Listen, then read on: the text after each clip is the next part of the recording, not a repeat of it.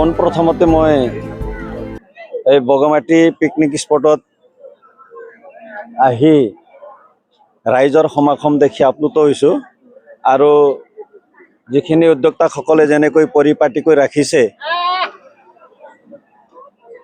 যেনেকৈ চাফাইৰ পৰা আদি কৰি যিখিনি দেখা পাইছোঁ খুব ভাল লাগিছে আৰু গোটেই সমগ্ৰ অসমবাসী তথা পৃথিৱীবাসী ৰাইজলৈ নতুন বছৰ 2026 চনৰ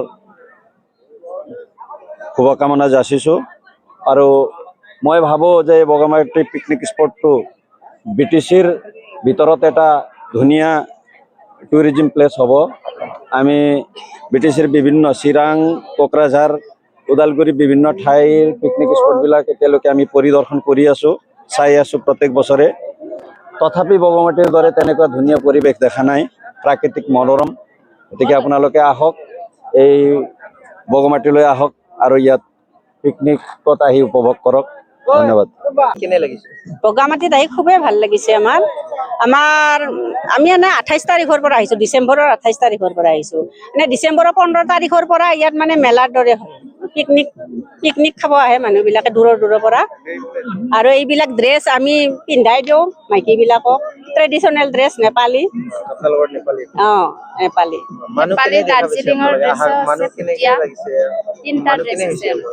বহুত মানুহ হয়, বিশেষকে চানডে বেছি মানুহ হয়।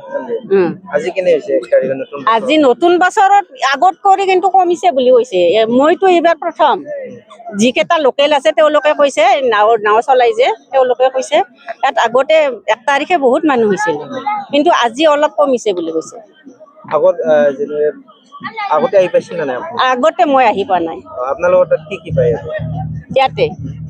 ইয়াতে কি পাই মানেতো আমাৰ অভিজ্ঞতা আমি এখিনি মানে ট্ৰেডিশ্যনেল ড্ৰেছখিনি আমি মাইকীবিলাকক পিন্ধাব আহিছোঁ, বাকীবিলাকে নাজানো আৰু এই বিষয়ে বিশেষ নাজানো আমি। কেনে লাগিছে জাগাখন ঠাইখন? বগামাটি খুবেই ভাল লাগিছে, আমাৰো মানে অলপ প্ৰফিট হৈছেতো, সেইকাৰণে মানুহ হৈছে। মানুহ হৈছে। কিমান লয় আপোনালোকৰ? 100 টকাকে লওঁ আমি ড্ৰেছ লগালে। কি ড্ৰেছ পায় আপোনালোকৰ? আমাৰ তাতে ভুটীয়া, তামাং, নেপালী, মগৰ এইবিলাক ড্ৰেছ পায়।